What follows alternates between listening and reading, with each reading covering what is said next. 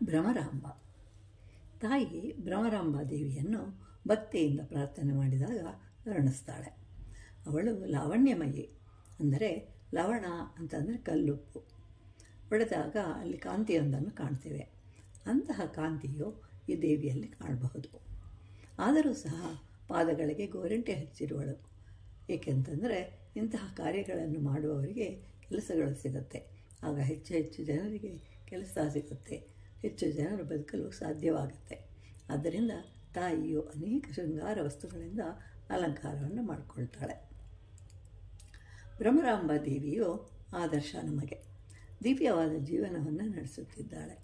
ಆನೆಯ ಚರ್ಮ, ರುಂಡಗಳ ಮಾಲೆ, ಮೈಯೆಲ್ಲ ಭಸ್ಮವನ್ನು ಧರಿಸಿರುವವನು ಶಿವ. ಆದರೆ ತಾಯಿಯು ದಿವ್ಯಾಭರಣಗಳನ್ನು ಹೊಂದಿರುವಳು. ಹೀಗಿದ್ದರೂ ಒಬ್ಬರಿಗೊಬ್ಬರು ಗೌರವಿಸಿಕೊಳ್ಳುತ್ತಾ ಅನ್ಯೋನ್ಯವಾದ ಜೀವನವನ್ನು ನಡೆಸ್ತಾ ಇದ್ದಾರೆ. ಸೋಮ ಅಂತಂದರೆ ಚಂದ್ರ ಅನ್ನುವಂತಹ ಅರ್ಥವೂ ಇದೆ. ಆದ್ದರಿಂದ ಶಿವನಿಗೆ ಸೋಮವಾರ ಅಂತಂದರೆ ಬಲು ಪ್ರೀತಿ. ಯಾಕೆ ಅಂತಂದರೆ ಸ ಎಂಬ ಅಕ್ಷರಕ್ಕೆ ಉಮಾ ಅನ್ನುವಂಥದ್ದು ಸೇರಿಸಿದರೆ ಸೋಮ ಆಗುತ್ತದೆ. ಉಮಾ ಅಂದರೆ ಪಾರ್ವತಿ, ಅಂದರೆ ಸೋಮ ಪದದಲ್ಲಿ ಉಮಾ ಇರುವಳು. ಅಲ್ಲದೆ ಚಂದ್ರನು ಶಿವನು ಆರಾಧಿಸುವನು. ಅಂತಹ ಚಂದ್ರನಲ್ಲಿ ಕಾಣುವ ಕಾಂತಿಯು ಪಾರ್ವತಿಯೇ ಆಗಿರುವಳು.